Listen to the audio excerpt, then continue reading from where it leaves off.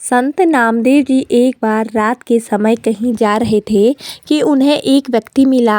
वह चोर था और चोरी करने निकला था। संत नामदेव जी को देखकर उसने छिपने की कोशिश की तो संत नामदेव जी बोले, भाई तुम कौन हो और मुझे देखकर छिप क्यों रहे हो।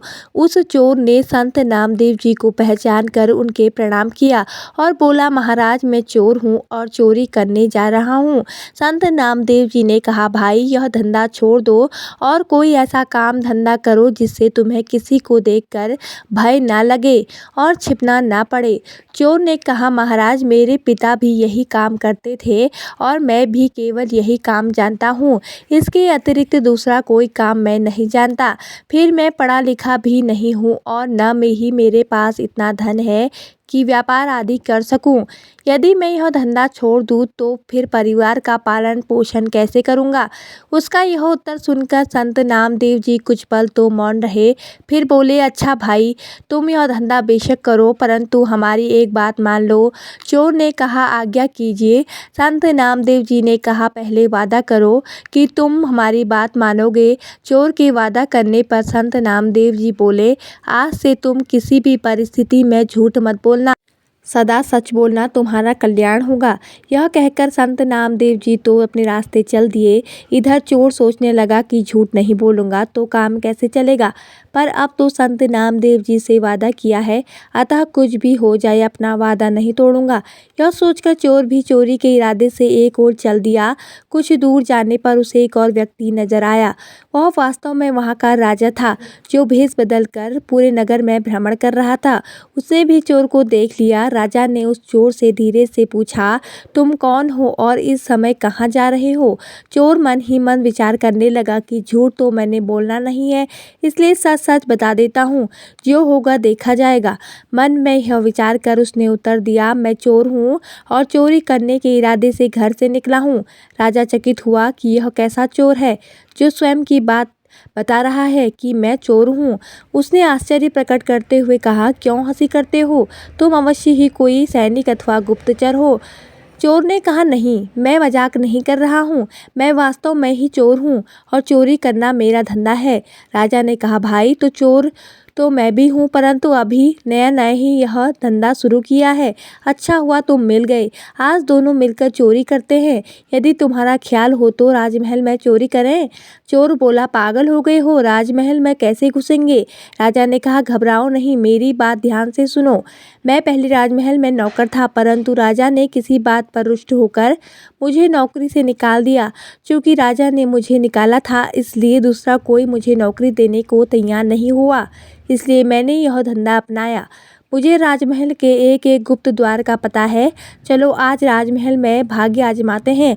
यह कहकर राजा उस चोर को सांस लेकर राजमहल के पिछवाड़े जा पहुंचा और गुप्त मार्ग का द्वार खोलते हुए बोला, तुम पुराने चोर हो, अंधेरे में देखने का तुम्हें अभ्यास है, इसलिए तुम अंदर जाकर माल बटोर लाओ, मैं यहीं पहरा देता हूँ।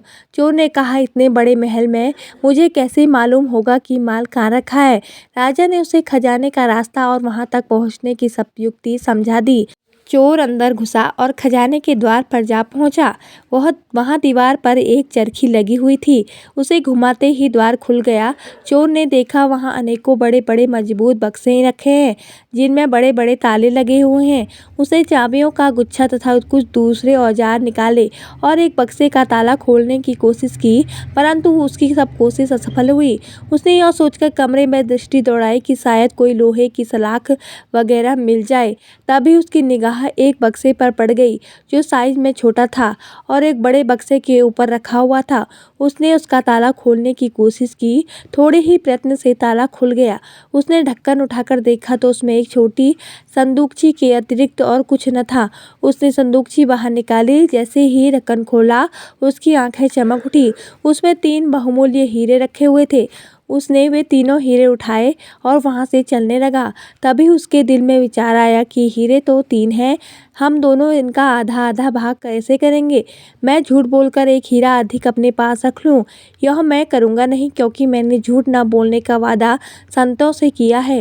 यह सोचकर उसने एक हीरा संदूकची में वापस रख दिया और 2 हीरे लेकर महल से बाहर गया। बाहर आकर उसने राजा से कहा, ये 2 हीरे लाया हूँ, एक तुम्हारा एक मेरा। यह कहकर उसने एक हीरा राजा को थमाया और वह जा। उसके जाने के बाद राजा ने सोचा कि हीरे तो संदूकची में 3 थे, फिर उसने यह क्यों किया कि मैं 2 ही हीरे लाया हूँ, चलकर देखना चाहिए।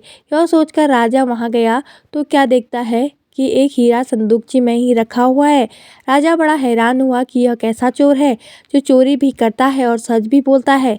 राजा के खजाने का द्वार खुला छोड़ दिया और अपने शयन कक्ष में जाकर सो गया।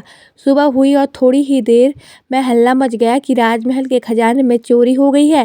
राजा ने अपने मंत्री को बुलवाया और चोरी के बारे में बतलाते हुए कहा, खजाने का द्वार खुला में हुआ मिला है। अवश्य ही यह किसी भेदी का काम है। शीघ्र ही इसकी जांच करो और चोर का पता लगाओ। मंत्री जो आज्ञा कहकर खजाने वाले कमरे में गया। सब बक्से ज्यों के त्यों रखे हुए थे, केवल एक छोटे बक्से का ढक्कन खुला हुआ था। उसने उसमें से छोटी संदूकची निकाल कर देखा, उसमें एक हीरा रखा हुआ था। मंत्री को पता था कि संदूकची में 3 बहुमूल्य हीरे थे। सोचने लगा कि ऐसा प्रतीत होता है कि चोर जल्दी से एक हीरा इसी में छोड़ गया। अब क्यों न यह हीरा मैं रख लूं। चोरी तो हुई है, चोर जब पकड़ा जाएगा तो वह लाख कहता रहे कि मैंने 2 हीरे चुराए थे, उसकी कौन मानेगा। यह सोचकर उसने वह हीरा अपनी जेब में डाल लिया और फिर राजा को आकर सूचना दी कि शेष सब बक्से तो ठीक ठाक रखे हैं, केवल यह बक्सा खोला गया है जिसमें 3 हीरे रखे गए थे, वे तीनों हीरे चोर ले गया है। मंत्री की यह बात सुनकर राजा मुस्कुरा दिया। तत्पश्चात उसने मंत्री को शीघ्र ही चोर को तलाशने का आदेश दिया। तलाश शुरू हुई और खोजियों द्वारा शीघ्र ही चोर पकड़ लिया गया और राज दरबार में पेश किया गया। राजा ने चोर से पूछा, क्या रात को तुम्ही ने राजमहल में घुसकर चोरी की है। चोर ने हाथ जोड़कर कहा, जी हाँ राजा साहिब, चोरी तो मैंने की है और मैं इसका दंड भुगतने को तैयार हूँ, परंतु मेरे साथ एक अन्य चोर भी इसमें शामिल था।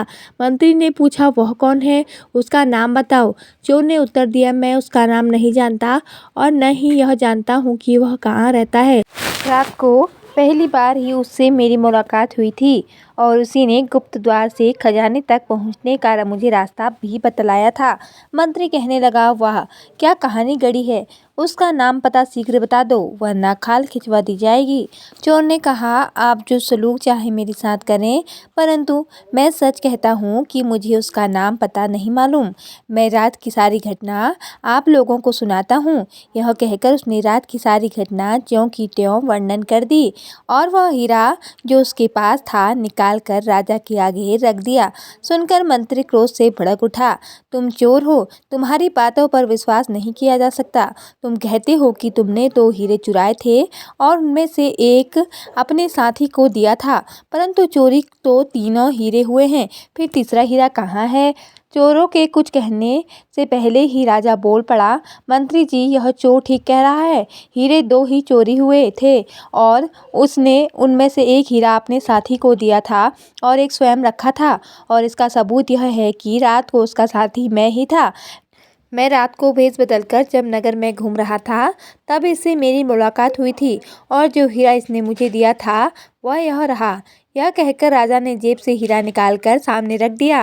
दरबार में सन्नाटा छा गया। राजा कुछ देर मौन रहा, फिर बोला, जब यह मेरा हिस्सा मुझे देकर चला गया तो मैंने खजाने में जाकर इसकी जांच की कि यह झूठ बोल रहा है कि सच, और मुझे वहां पहुंचकर और यह देखकर बड़ी हैरानी हुई कि तीसरा हीरा संदूकची में ही था। मंत्री जी वह हीरा आप अपनी जेब से निकालिए। राजा के यह कहते ही सबकी नजरें मंत्री की ओर घूम गई, जो अब भय के मारे थरथर कांप रहा था। राजा के आदेश से हीरा उसके पास से बरामद कर लिया गया और चोरी के अपराध में उसे कारागार में डाल दिया गया। तत्पश्चात राजा ने चोर से कहा, तुम चोरी भी करते हो और फिर सच भी बोलते हो, उसका क्या रहस्य है। चोर ने संत नामदेव जी से मिलने और उनसे सदा सच बोलने का वादा करने का संपूर्ण वृतांत राजा को सुना दिया। राजा ने कहा, मैं तुमसे बहुत प्रसन्न हूँ और तुम्हें अपना मंत्री बनाना चाहता हूँ। चोर ने कहा, राजा साहिब यह आपकी मेहरबानी है, परंतु जिनका वचन मानने से ही आज मुझे आप मंत्री पद पर देने को तैयार हो गए हैं। मैं तो अब उनकी ही शरण में रहूँगा और उनके वचन के अनुसार चलकर अपने जीवन का कल्याण करूँगा, ऐसा मैंने निश्चय कर लिया है। तत्पश्चात यह संत नामदेव जी की शरण में गया और उनकी संगति में सेवा और सुमिरन करके अपने परम पद की प्राप्ति की। तो दोस्तों, आपको यह कहानी कैसी लगी कमेंट करके ज़रूर बताएं और हमारे चैनल को सब्सक्राइब जरूर करें। धन्यवाद। जय माता दी।